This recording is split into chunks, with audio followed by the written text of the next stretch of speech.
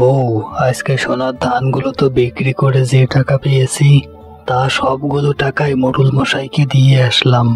ভাবতেছি সোনার ধান গাছে আগামীকাল যতগুলো ধান ধরবে সেগুলো বিক্রি করে আমি একটা ব্যবসা শুরু করব। আরে এমন মিয়া কি বললো? সোনার ধান? আরো শুনি তো কি কি বলে। হ্যাঁ হাসিবার বাবা, তুমি ঠিকই বলেছো। এখন তোমার একটা ব্যবসা করা উচিত। বউ, ধান গাছটা কোথায় রেখেছো? সোনার ধান গাছটা আমাদের রুমেই আছে, খাটের নিচে রেখে দিয়েছি। তাহলে এই ব্যাপার, তাই তো বলি রিমন মিয়া এতগুলো টাকা কোথায় পেল?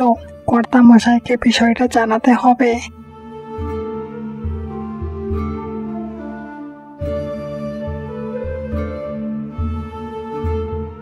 কর্তা মশাই, আজব একটা ঘটনা ঘটেছে রিমন মিয়ার বাড়িতে। আজব ঘটনা? শুনি তো, কি আজব ঘটনা ঘটেছে? কর্তা মশাই, রিমন মিয়া কোথা থেকে যেন সোনার ধান গাছ পেয়েছে। ওই ধান গাছ থেকে প্রতিদিন সকালে সোনার ধানের একটা করে শীষ বের হয়। রিমন মিয়া ওই সোনার ধান আজকে গঞ্জে নিয়ে গিয়েছিল, আর ওই ধান বিক্রি করেই আপনার পাওনা টাকা পরিশোধ করে গিয়েছে। তাই নাকি? তাহলে তো আজব ঘটনাটা নিজের চোখেই দেখতে হবে।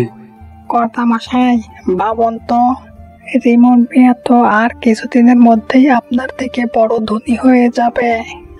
না না কালু, এটা কোনো বিনিময়েই হতে দেয়া যাবে না। আমি বেঁচে থাকতে আমার থেকে ধনী এই এলাকার কাউকেই আমি হতে দেব না। যে করেই হোক রিমন মিয়াকে ধনী হওয়া থেকে আটকাতে হবে। কালু, কালু, ভাবো তো কি করা যায়। কর্তা মশাই, বুদ্ধি একটা পেয়েছি। কি বুদ্ধি? কি বুদ্ধি পেলে কালু?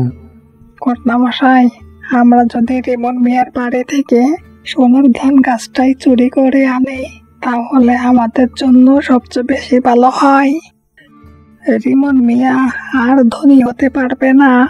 অবশেষে আমরা সোনার ধান বিক্রি করে আরো বড় ধনী হয়ে যাব। বাহ কালু, বাহ! আমার সঙ্গে থাকতে থাকতে তোমার মাথায়ও তো ভালো বুদ্ধি আসতে শুরু করেছে। তাহলে চল এখনই যাব রিমন মিয়ার বাড়িতে সোনার ধান গাছ আনতে।